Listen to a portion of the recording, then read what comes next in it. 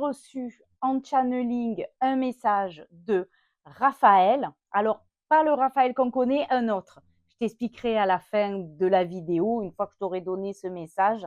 Et peut-être que si tu cherches des réponses sur qu'est-ce que je fais ici, quel est mon but, etc., etc., eh bien, écoute ce message, tu auras certainement tes réponses. On est parti.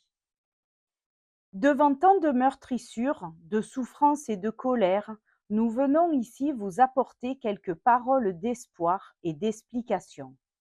Certes, votre monde semble se fracasser sur lui-même. C'est ce que vos images vous montrent. Cela en arrange certains de maintenir vos peuples dans la division et le désarroi. Tout est fait pour vous détacher et distancer de votre être véritable, votre unicité et votre fraternité qui est inscrite dans votre chemin céleste. Mais toutes ces fausses peurs et fausses guerres ne font que vous éloigner de votre mémoire qui ne demande qu'à renaître. Ne vous laissez pas endormir et rouler dans la farine. Vous participez au plan que vos puissants ombrageux ont fomenté pour le destin de leur vision d'humanité. Ils ont pris, à votre insu, les manettes. Ils se pensent tout-puissants, car vous leur avez posé une couronne sur le front par confiance et loyauté. C'est là que ça se précise un peu plus et c'est pas évident à accepter. Pourtant, à tous les stades de votre humanité, ces jeux de pouvoir ont eu cours. Cela peut prétendre à penser que ces formes incarnées seraient en réalité des âmes de niveau de conscience peu évolué en ayant oublié leur provenance divine. Nous apportons ici une précision pour votre compréhension. Celles-ci, pour leur évolution, ont choisi la force de gravir tous les dos qui se prosterneront devant elles. Pourtant, elles jouent leur rôle car désireuses de goûter la saveur du pouvoir et de la soumission d'autrui. Certes, elles ne paraissent pas lumineuses, mais cela est leur raison d'être, ici et maintenant, au milieu de tant d'autres âmes qui elles-mêmes ont déterminé leur rôle principal dans ce jeu. D'autres âmes sont passées avant elles par ce chemin d'expérience, ayant fait le choix cette fois-ci de tester l'amour et la réunification. Sachez que chaque âme agit comme il lui semble juste pour accomplir sa mission.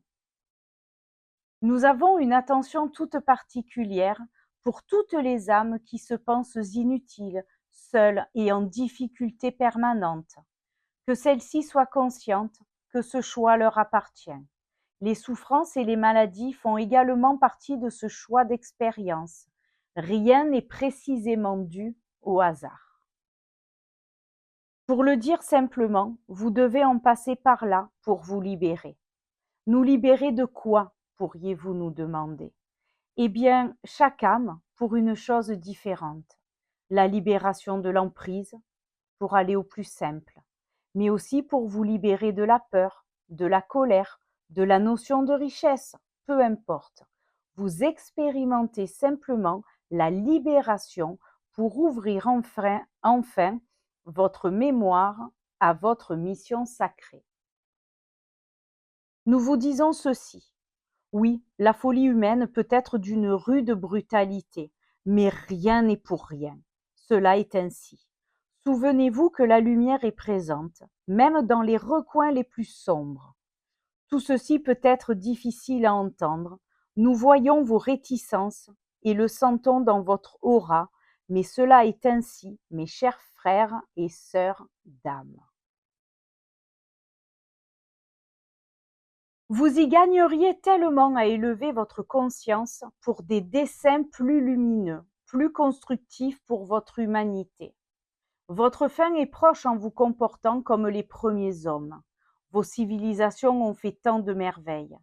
Certaines époques étaient propices à la découverte et beaucoup ont saisi cette occasion de faire monter la conscience collective par la valeur qu'ils mettaient dans leur art. Souvent pour accompagner le quotidien de tous.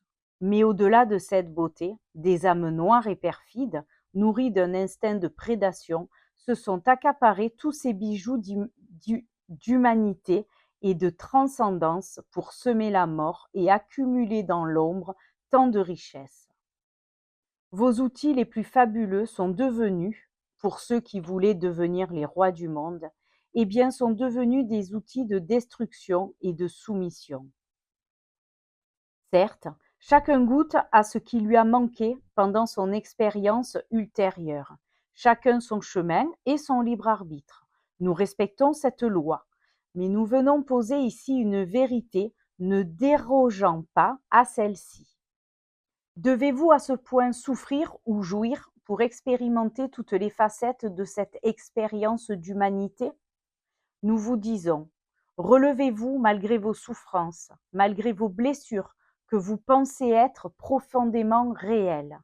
Voyez-vous au cœur d'un jeu gigantesque, d'une simulation, la matrice comme certains aiment à l'appeler. Oui, en quelque sorte. Mais souffrir et faire souffrir les plus proches de vous comme les plus éloignés n'est pas l'intensité posée lors de votre atterrissage terrestre. Collectivement, expérimentez-la plus en souplesse. Mais pour cela aussi, vous avez votre libre arbitre. Alors, voilà ce que Raphaël, Raphaël, j'ai demandé donc si c'était l'archange et il m'a dit non, non, je suis un guide, penseur, philosophe. Alors, est-ce qu'il a existé? J'ai fait des recherches et j'ai pas trouvé de Raphaël, guide, penseur, philosophe. Moi, ça m'a remué un peu tout ça parce que, eh bien, notre humanité, on va dire, risque de régresser si nous ne prenons pas conscience, voilà, que bah, l'évolution, c'est peut-être d'aller, de se servir de ces outils magnifiques pour améliorer notre quotidien, mais dans le, pour le bien-être de tous et non pas pour le profit de quelques-uns ou pour faire la guerre, etc., etc. Mais voilà, pour le bon côté, enfin, ce que j'estime être le bon côté. Ce qui secoue aussi, c'est mais le fait que bah, nos dirigeants, bah, c'est nous-mêmes, hein, le peuple, qui les couronnons et les louons, voilà, et les maintenons dans ce poste, dans ces postes, bah, qui fait que bah, voilà, hein, nos dirigeants aussi se considèrent justes dans leur poste. Et que même si on trouve, et moi c'était mon cas, dis-moi si toi c'était ton cas aussi, je me disais, mon Dieu, mais certains dirigeants, par leur débilité, cruauté, voilà, manque de bon sens, etc., doivent être bas en niveau de conscience. Et bien en fait là, Raphaël dit, enfin, explique que en fait non, non, pas du tout, tout est juste et que ce qui peut paraître bas au niveau de la conscience, c'est-à-dire être obligé de faire des guerres, de tuer des gens, donc ce qui peut amener à des vibrations basses, eh bien, ce n'est pas forcément signe d'une âme peu évoluée, mais en fait, c'est un parcours, c'est un contrat d'incarnation que cette âme de dirigeant a signé et veut expérimenter, et donc elle expérimente, quoi. Voilà, c'est ce que je comprends. Je n'ai pas envie d'interpréter plus ou de surinterpréter ce message de Raphaël. À toi de réécouter, de voir ce qui résonne en toi, ce que tu comprends dans ces mots et de t'approprier ce texte. Dis-moi quand même, une fois que tu l'auras réécouté, quel passage t'a le plus questionné, bouleversé, choqué, etc. Quel passage aussi a résonné en toi où tu as dit ah ben oui, oui, oui, je le savais en fait. Au fond de moi, ça fait du bien de l'entendre, mais je le savais. Si tu as aimé la vidéo, like, abonne-toi si c'est pas fait, partage si tu penses que voilà, quelqu'un pourrait être intéressé par ces explications. Et puis, merci d'être resté jusqu'à la fin de la vidéo. En attendant de se revoir, bye bye.